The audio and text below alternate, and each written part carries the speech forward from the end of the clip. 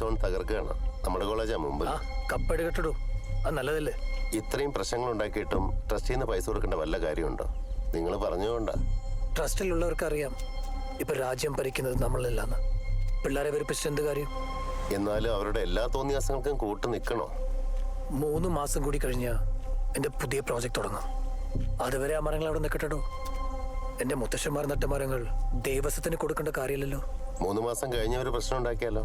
പക്ഷേ എന്താണ് ഉണ്ടാവുക, ആരാതുണ്ടാക്കുക നമുക്കറിയാലോ. പിന്നെന്താ പ്രശ്നം? രാജ്യം കയ്യിലില്ലെങ്കിൽ എന്താ, തന്ത്രത്തിന് ഒരു കുറവുമില്ല. അവന്റെ പേരെന്താ? ജീവൻലാൽ.